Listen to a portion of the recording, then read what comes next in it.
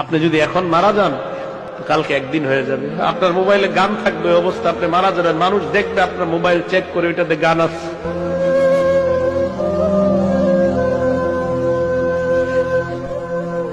আপনি এখন মারা গেলে মানুষ আপনার মোবাইলে চেক করে দেখবে এটাতে গান আছে, সিনেমা আছে।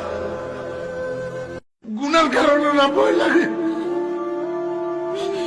গুনার জন্য না ভয় লাগে।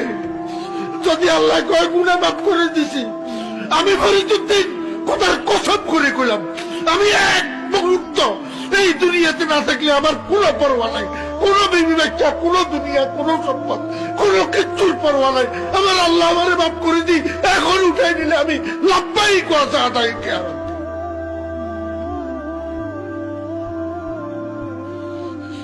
কিসের দুনিয়া?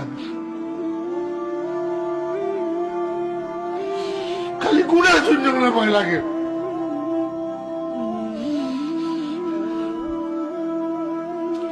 ইমানদারের কিসের করোনা ভাইরাস?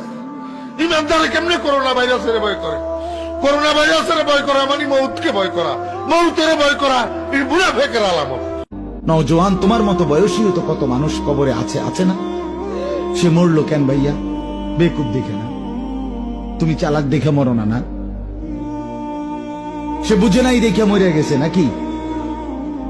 তো মালিক দয়া করেছে বলেই তো আমি আর আপনি এখনো বেঁচে আছি।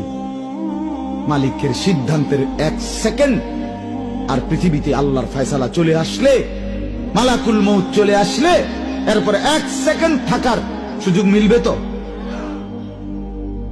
দুনিয়া কিন্তু থাকে না।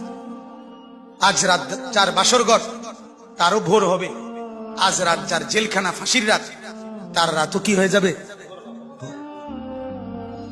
মদের আড্ডায় যে তারও ভোর হয়, আর আপনার হসপিটালে ব্যথায় যে কাতরায় তার রাতও কি হয়ে যায়?